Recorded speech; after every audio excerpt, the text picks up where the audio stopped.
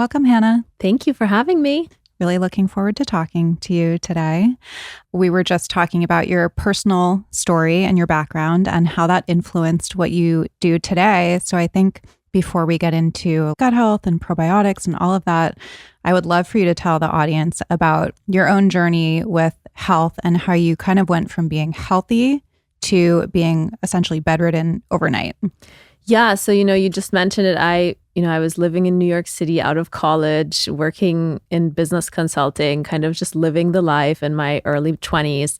And I pretty much didn't think about health at all. I thought I was kind of invincible. And sort of overnight, I went from this really high-performing, high-energy person to almost being bedridden.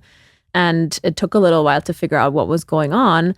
And it turns out it was a pretty bad case of Lyme disease. And thankfully, I found a functional medicine doctor with his team of nutritionists and other holistic healing approaches. And he really helped me get back to my overall health and well-being. And that's also how I learned about the importance of the gut microbiome and how closely it was related to so many different aspects of health. And together with my doctors, I was, working on repairing my gut, both from the Lyme as well as the many months of antibiotic treatments I was doing. And I got really frustrated because a lot of the probiotics, especially that I was taking here in the US, they just weren't really leaving me with really substantial improvements. I might see some improvement, but it wasn't really lasting. And through luck, I got introduced to Omni-Biotic through a doctor friend of ours in Germany. At that time, Omni-Biotic was taking the market by storm there. She was raving about the clinical studies and the fact that these are targeted formulations, and I gave it a try. And within a few days, it was really game-changing for me. And wow. I really, I felt an improvement in my gut health, but also my brain fog, my mental clarity, things that I had really been struggling with for months before. And I had, friends, family members send me more Omnibiotic for months to come to really help me maintain my progress. And eventually that begged the question, why are they not in the US? And, that whole Lyme journey also really taught me about the importance of health and well-being and really prioritizing your health and putting that first. Mm-hmm. I had an experience last summer. It was not Lyme, but I went same thing from high energy, high performing, high functioning to overnight, almost bedridden, like debilitating, just could not function for months. And mine was actually related to Botox. But it was the most jarring experience of my life because one, I didn't know what was going on initially, but until you're in that place, you don't really realize like just how important your health is to you. I think that we all just kind of take it for granted. And to your point, do feel kind of invincible until something like that happens. And then you would do anything to get better. And when you can't get answers to, like that is just the most frustrating thing. What were some of your symptoms, if you can talk about that? And how did you ultimately get diagnosed? Yeah, so anyone who knows Lyme knows that, it's called the great imitator, which is why it's so tough to kind of diagnose and really figure out what's going on. But for me, it was a whole host of almost random symptoms. Now that I'm connecting the dots, I see where it started. And it started out with just like really weird backaches, which I had never had before. And then it was a few months of random headaches. And then I started thinking, I keep getting a lot of stomach bugs, even though nobody else was getting them. And I thought, at that point, again, I was traveling a lot for work. So I thought, maybe I'm not eating the best foods. Then I started feeling like I was the only one on my team who just was slower in my thinking, and thinking was harder. And at that point, I remember talking to friends and family, and I was telling them this. And many of them were just saying, you're probably just stressed. You've been in this job for 2 years. You maybe just need to go on vacation. I went to my primary care doctor in New York. She did some tests, but unfortunately not the right test. She even tested for Lyme, but not the right test. So it came back negative. And she just told me, you need to eat more protein, which was kind of a random advice because I was actually eating a lot of protein. So that made no sense to me. And eventually I was talking to a family member in Europe who had Lyme before, and she really urged me to go on this journey and to dig deeper. And that's how I ended up finding my functional medicine doctor, who was really well-versed in Lyme and helped me diagnose it and really develop a treatment path going forward. But yeah, it's so scary, especially when you're a young woman. You feel like something is wrong with you, but like no one's really relating to it because, maybe you look good. I heard so many people say, well, you look fine. Yes. And it's like, well, maybe to you, but inside I really don't feel good. And it's just this really weird experience to be going through. Yeah, I can relate so much because I presented fine on the outside and I was dying inside.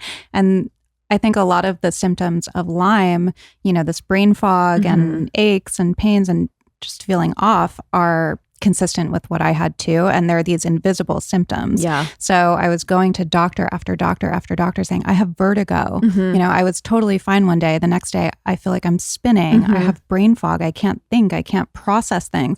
And they're like, okay, but you look fine. I mean, everyone said like, oh, it's stress or anxiety. Right. And I'm like, but I'm not stressed or anxious. Yeah. And then, I ended up even going to a psychiatrist and they diagnosed me with major depressive disorder. I've never been depressed in my life. I mean, it was crazy. It's wild. Yeah. And I think it's also tricky because these symptoms, whether it's Lyme or, chronic inflammation in your body, it's all these kind of non-specific things that can occur with a lot of different illnesses or issues. And that's why it's so difficult to pinpoint in the end. Is there a specific test for Lyme that's different from what your general practitioner would test if somebody thinks that, maybe they're experiencing some of these symptoms? Yeah. So the short version of this is there's the test that kind of look for the acute illness. It's the ELISA blot test, which many practitioners will run, especially if you're like, oh, I had a tick bite 2 days ago. I now have a fever or some sort of symptoms that might indicate you have an infection.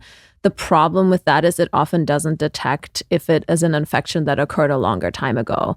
So then you actually need to look at antibodies and other more advanced ways of testing. There's a couple of different methods, but that's really what you need to be doing.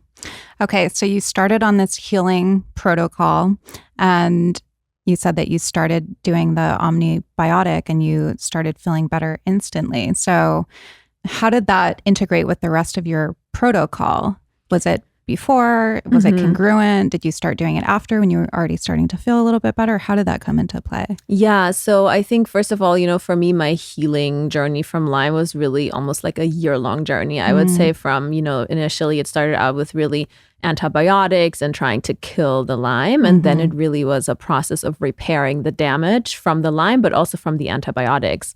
And Omnibiotic for me came in, I would say, about halfway through. So I had already finished the antibiotics and was really working with my doctors here in the US to repair my gut because, again, the gut is related to how you absorb nutrients, your brain fog, a lot of things were tied to that. And that's how I, got introduced to Omnibiotic in Europe. So I'd say that it's about halfway through, but it was really a big game changer for me. Many things started improving and changing once I started fixing my gut. And it sounds like it started improving so quickly, which is shocking. I think that we all hear that, the gut is connected to everything, the gut-brain axis. We hear these terms, but I think that we still tend to kind of think of these systems as isolated. And especially here, I mean, we're treated by different specialists and they isolate different parts of the body.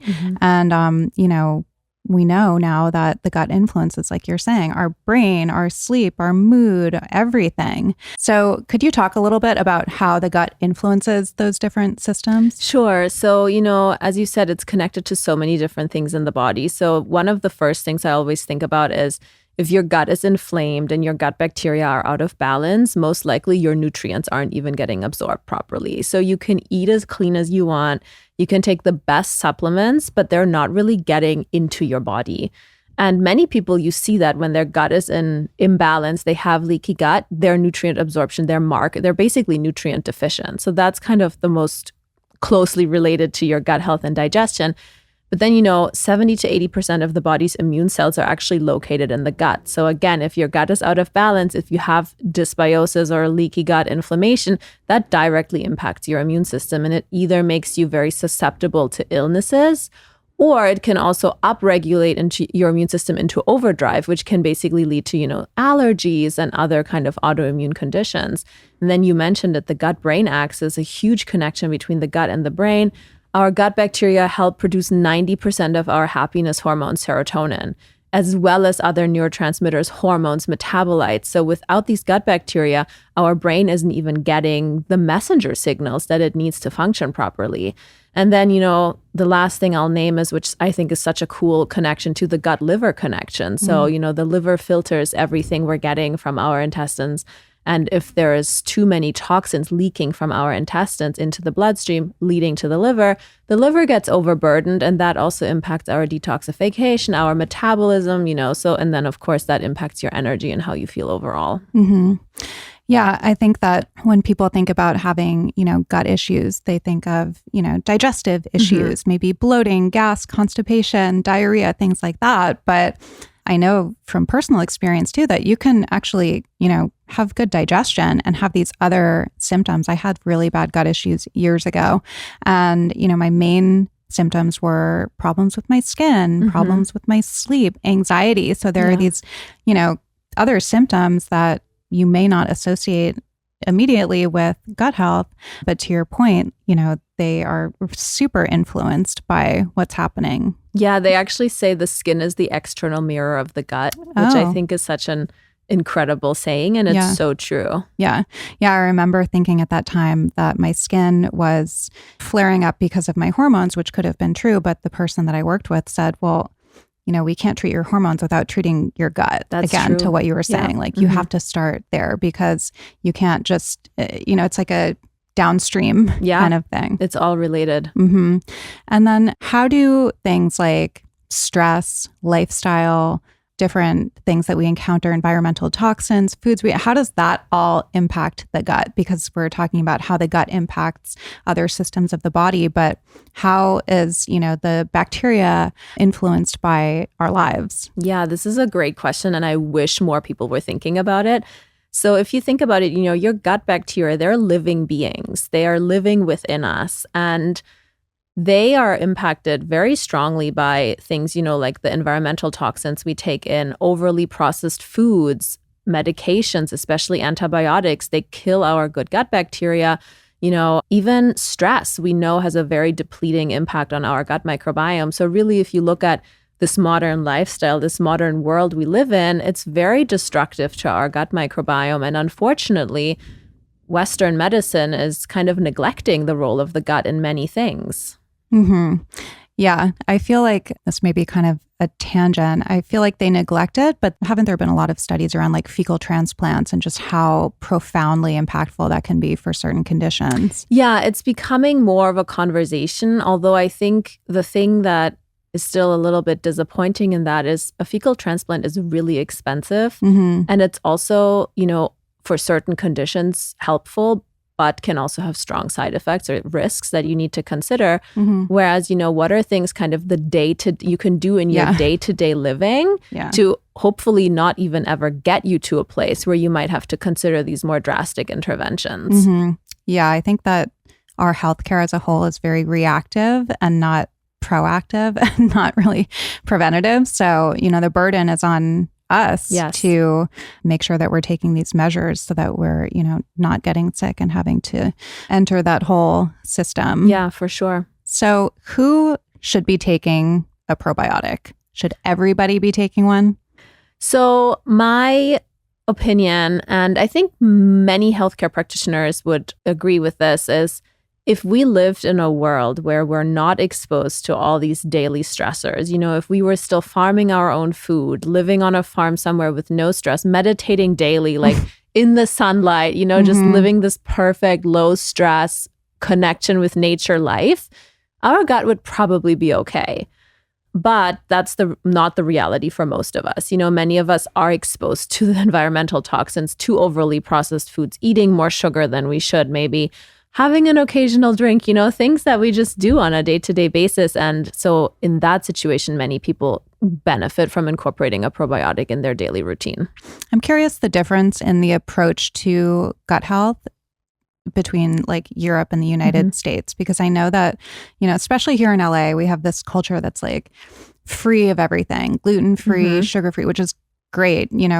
I try to avoid those things as well, but like dairy-free, whereas in Europe, like the cheese course is a course and you're getting so many bacteria from that, right? Like good bacteria. So it's just interesting the difference when it comes to that. But what are some other differences? Is it just more accepted that gut health should be, part of overall health there? Or what is the approach there? Yeah, I think that's a really great question.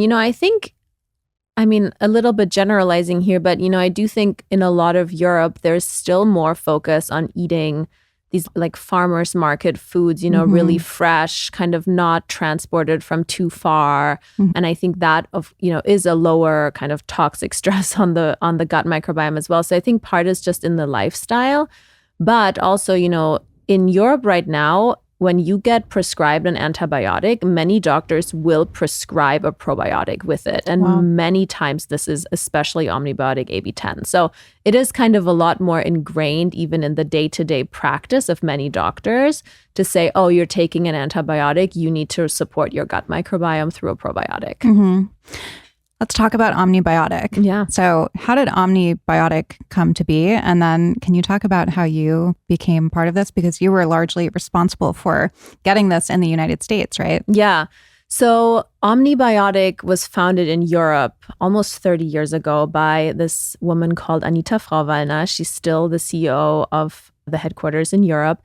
And she was a pharmacist by trade and lost her husband to colon cancer when he was very young. And when she tells the story, she she says he had the best doctors. They tried everything, but still nothing worked. And she had a son and she kept wondering, will the same thing happen to my son? And then a couple of years later, as she was, in her pharmacy, she came across the Hippocrates quote again, which is, all disease begins in the gut. And that really was this like light bulb moment for her. And she asked herself, wow, yes, we have all these microbes in our gut. Is that something that could have helped my husband? Because she felt like they weren't really thinking about that. And that really ignited this passion in her to research the gut microbiome, learn more, and eventually led to the formulation of these Omnibiotic probiotics. So that was in Europe. And they've, since really taken the European market by storm. I, as I said, got to know them through my Lyme journey. And, for me, really the big thing was whenever I was taking probiotics here in the US, I just never felt that step change. There were small incremental improvements that lasted for a few weeks. And then I kind of felt like my progress had stalled again. With Omnibiotic, because it has these targeted formulations, I was actually able to be a lot more deliberate of what I'm trying to work on. So, okay, I'm trying to repair my gut from antibiotics. Let's do that with Omnibiotic AB10. Once I was done with that, okay, I'm really struggling with brain fog, leaky gut. Let's take Omnibiotic stress release because we have seen in clinical studies that it has these outcomes. And so that was for me a really big game changer, and it made so much sense. And yeah, that truly begged the question, like, I don't want to keep having to ship these to the US through friends and family. Why are they not here? The market didn't have targeted probiotics back then. And that really started this journey of bringing them to the US. What are targeted probiotics? How is that different from other probiotics on the market? Yeah. So before I dive into that, I think it's really important. And to me, when I learned about this, it made so much sense. We have 400 to 600 different bacterial strains in our gut. These strains do different things in the body. So one strain might be really good at, building up your mucus layer. Another strain might be signaling to the immune system. So it's really hard to take like a couple strains, throw them into a product and just hope that it has benefits. It probably will have some benefits, but it's kind of like, okay, what am I even looking at? What am I hoping to achieve with this? So the idea with targeted formulations is that you actually mindfully combine the strains with certain endpoints or outcomes in mind. So, are you working on a probiotic to support overall digestion? Great. Are you working on a probiotic that really helps you restore your gut after antibiotics? That's a completely different collection of strains. That's the idea behind targeted probiotics. And then how does AB10 differ from the stress relief? Yeah, so AB10 was, to restore the gut. So we know when we take antibiotics, it also kills many of our good gut bacteria. AB10 contains 10 strains that are really essential to restoring and replenishing your gut after antibiotics. And the cool thing about these strains is they actually have the ability to fight certain unwanted or pathogenic bacteria that can take host in your gut if it's depleted. So one of these, you might have heard it, is very common in hospitals, is C. diff. And we know that the strains in Omnibiotic AB10 have the ability to fight or push out C. diff. Omnibiotic stress release was developed with a completely different focus, which is the gut-brain axis. So it's actually called a psychobiotic in, professional terms, because it really acts on this gut-brain axis. We have clinical studies on it. One is actually an MRI study where you can literally see changes on the MRI images between before and after taking Omnibiotic in how the brain's connectivity works. So like in the areas where you see attention and focus, it lights up more after 4 weeks of taking Omnibiotic stress release. Wow. Yeah, I was going to ask how long. Yeah, that's 4 a weeks. really short period of time. Yeah. That's amazing. And then do people take it just for a certain amount of time, or is it something that we should take on an ongoing basis? So many people who are looking to support their gut kind of on an ongoing basis because of these stressors, because they know they just want that support, some people will just get hooked on one of these Omnibiotic formulations and take those. Other people like to kind of switch it up depending on their current situation. So, for me personally, my go-to is Omnibiotic stress release because I like that, stress support, the inflammation support. But then if I'm traveling, I might take AB10 just to make sure, maybe try to help make sure I don't get food poisoning or things like that. Or if I know I'm, maybe traveling to Europe and eating really well for a few days, maybe I take Omnibiotic Detox to just help with my detoxification. So it is fine to kind of switch them up based on what you need most in your life. But again, I do think most people benefit from taking a probiotic on an ongoing basis. Can we talk about the survivability? Because this is another issue I think that we're all familiar with, like CFU, and we think, oh, this one is like 20 billion CFU or whatever the number is. This must be amazing. But kind of talk about what happens to most probiotics by the time they reach our gut compared to Omnibiotic, because this is different. It's a powder as well, right? Yes, it's a powder. So in order for a probiotic to be effective, it has to reach your intestines alive and metabolically active. And when we say metabolically active, it really means it needs to be in its peak condition to do its work rather than just being like half dead and kind of on the sidelines. We've tested Omnibiotic's delivery mechanism against 10 of the leading US brands in a GI simulator. And with Omnibiotic, 83% of the bacteria reach the intestines alive and metabolically active, compared to an average of 7% across these other brands. Wow. Yeah. What is a GI stimulator? Please tell me about that. Yes. It's basically a fancy term for saying it's a machine that simulates your digestive process. That's so cool. Yes, it's really cool. It has these chambers. So, your stomach will have a chamber that's like very acidic and it's churning like in your digestion. And then, you can measure at different points how many bacteria actually made it. What's their lactic acid production? What are other things we can measure to test their activity? So it's really cool. That's so fascinating. And then is that how they test it against certain pathogens or bacteria, or is that just done like in a lab? That it's done in a lab, but we also have the clinical studies on the final formulation. So with Omnibiotic AB10, we actually have studies in humans showing, it reduced gram-negative bacteria such as C. diff by 50 to 60%, and depending on what study you look at. I know that things like Sibo and Candida are so prevalent now. How do those take over? Yes, this is a really good question because it all comes back to balance. So especially with Candida, Candida is a yeast and it's called an opportunistic microorganism. And when you talk about opportunistic, it basically means it lives in small quantities in you and on you at all times. But the reason why for some people it overgrows is because you don't have the good bacteria that are keeping it in check. So if you have enough good bacteria and enough diversity of good bacteria, the yeast cannot overgrow. When your gut is depleted, oftentimes people get yeast infections after antibiotic use. The antibiotics deplete your gut, stress depletes your gut, whatever it is, and that leaves room for these opportunistic bacteria or yeasts to thrive. Yeah, I feel like especially in the last few years, I just hear about it so much. Like Sibo was the hot diagnosis. Yeah. Especially here. And Candida. Whenever I talk about like gut health, I get so many questions about that. And I don't have experience with them. But I mean, why do you think these things are becoming more and more prevalent? Do you think it's just lifestyle, food, kind of like just a combination of all of those things? Yeah, I think it's a combination. I think it's actually in part just we're all living a really stressed, toxic lifestyle. You know, so many people are taking antibiotics for things where you wouldn't even need antibiotics, like a cold or viral infections. You know, it's just antibiotic prescribing is just on the rise. But I also think in a way it's maybe because more and more practitioners are becoming more aware of Candida infections and SIBO. So in a way, I think it might also be a good thing. You know, maybe people before were walking around with these things and they just didn't realize, no one diagnosed them. And now there's more awareness. So we're seeing more diagnosis, which is a good thing because then people can take charge and repair and feel better. It's so funny. Like, I remember talking to my mom and she's like, I've never been bloated in my life. Like, what is a gut issue? And I'm like, I'm sorry, what? Wow. But, you know, I think that there is kind of a generational thing where, again, maybe, you know, because of what we're exposed to now and just like ultra processing of foods compared to when, you know, our parents were growing up.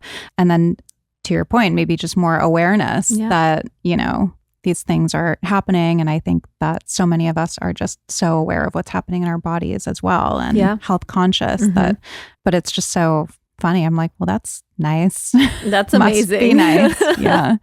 What are some other lifestyle things that we can be doing to support our guts, whether that comes to diet? Obviously, it sounds like stress reduction is a big thing.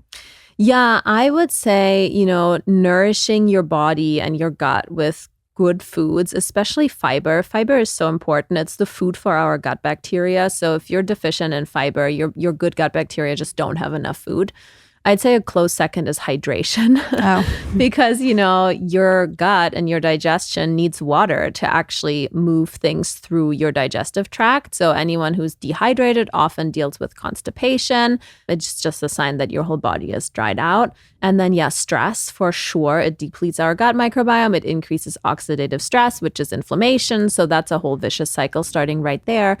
And then, you know, I also would just say medications, as I said, antibiotics, but there's also some other medications that can really be detrimental to your gut microbiome. Do you have any examples of those that people might not think of? Yeah, so certain types of birth control, actually, and then proton pump inhibitors can also really disrupt your gut. And you see that a lot of people who are taking proton pump inhibitors suddenly have all these gut issues. And again, it's all connected.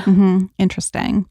How much of the heavy lifting can the probiotics do versus like how much should we be getting from our diets? Because I feel like, you know, again, like what I was saying before, we tend to have this restrictive mindset, I think, around food. A lot of people eliminate a lot of things trying to figure out what's going on. And we know from studies that variety is the key to gut health. But if somebody is doing like an elimination diet, trying to figure out what's going on, if there are certain foods that are triggering them, can the probiotics help to kind of fill in those gaps that they're not getting from their food? Yeah, I think in my mind, they really go hand in hand. You know, an elimination diet, most practitioners will really only use this for a short period of time, as you said, to diagnose what needs to be taken out. And then the goal is to add diversity back in. But, you know, again, you need the fibers and the nutrients from food to be healthy and, you know, also to feed your gut bacteria. But also if there's inflammation and if you don't have enough good gut bacteria, it's tough for your digestion to even process these good foods you're taking in. So the way I think about this is first look at your gut and see what's going on. Repair your gut, you know, make sure you have a strong gut barrier, you have low inflammation, you don't have any parasites or, you know, pathogenic bacteria or yeasts that are causing havoc. That's like the repair and restore. Support your body with good gut bacteria through probiotics, and then also nourish your body with nourishing foods to make sure you have those good fibers, you have all the micronutrients you need for all these important processes in the body, but they're really going hand in hand. Do you recommend that people get testing done? I mean, I know that there are certain probiotics here on the market that can exacerbate things if, you know, we don't really know what we're treating. And to your point, if we do have certain pathogenic overgrowths where maybe a certain strain won't be helpful. So do you think that people should test if they are experiencing symptoms and just get a better picture of what's going on? Yeah, I'm a big fan of lab testing. I mean, there's some really good stool tests, and especially if you're working with a practitioner who knows how to interpret them and then make a protocol for you. I think it's always tough to just do a stool test and then you by yourself get the results and then you're just like, I have no idea what to do now. So I would definitely say if you are going down that route, work with someone, a practitioner who knows how to interpret them and then can make a good protocol for you to repair. I'm sure you've heard so many stories of people having transformative results as a result of taking Omnibiotic. Do you have any that you can share with us aside from your own, obviously? Yeah. I mean, I just love hearing from our customers. There was one customer recently who told us that she had IBS for years and she was taking Omnibiotic, and within, a few weeks she was able to eat out again with her family. And for her, that was like such a big change. And I can so relate to that because I remember in my Lyme days when I was allergic to a bajillion things and eating out was so hard. And usually all I could eat was like some steamed veggies and like steamed fish or something really not that appealing. And it's just kind of depressing if everyone else is having a great meal and you're just sitting there kind of half expecting you will have symptoms again after.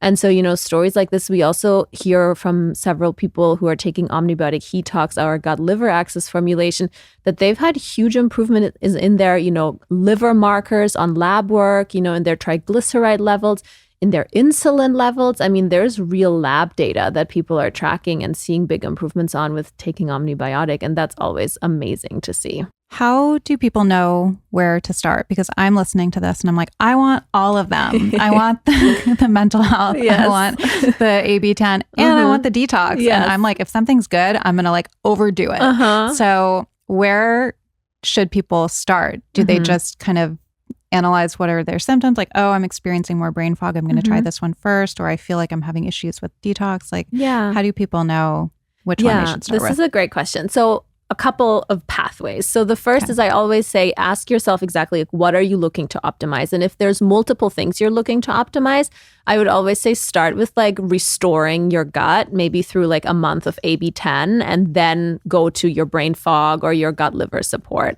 If that's not kind of concrete enough, we do have a product fit quiz on our website. So that's really easy to go to as well. I love a quiz. Yeah. And then the last thing is we also have a gut health reset program, which is a 3-month program that actually combines the Omnibiotic AB10, then followed by a month of stress release, and then followed by a month of Omnibiotic balance, which is more for like immune support and immune balancing. And that's a really great place to start because it kind of follows these steps of like restoring the good and eliminating the bad. Then through stress release, focusing on your mental health and also your inflammation and your gut barrier, and then moving on to supporting your immune system. So this is also a really good place to start. Amazing. I'm going to be doing that one. Yes. Everybody. Highly recommend. I'll let you know how it goes. Yeah. Because again, like after I had those issues, I mean, I just know that my gut was affected. And I think that whoever is listening, whatever your circumstances are, we can all benefit from this. And it's so important. The theme of this conversation is like to treat this before it becomes a problem. Yeah. And I think even like everyone I talk to, they will tell me that if their gut is not feeling good, like if they're feeling bloated or nauseous or, running to the bathroom every 2 hours, that impacts your life. I mean, it just makes you less confident leaving the house. It makes your energy, your lower energy. It really impacts so many different aspects of your life. And I think, again, it really goes to showing that your gut is at the core of your well-being and, how you feel every day. Yeah, I mean, I could relate a lot to what you were saying, where it's like, I'm feeling better, but I have so many allergies. I'm like allergic to everything. I get rashes from everything, which never happened to me before. And, I do react to certain foods that I never reacted to before. So I can just tell. I mean, I'm very like attuned to my own body. So I'm excited to try and hopefully report back. But thank you so much for coming on and for sharing your story and all of that. I think it's amazing. Tell everybody where they can find Omnibiotic. Sure. So you can find us, on our website, omnibioticlife.com. and on Instagram at Omnibiotic Life. And yeah, those are 2 really good places to start. And we'll link it in show notes as well. Thank Awesome. you. Thank you for having me. Of course. Thank you.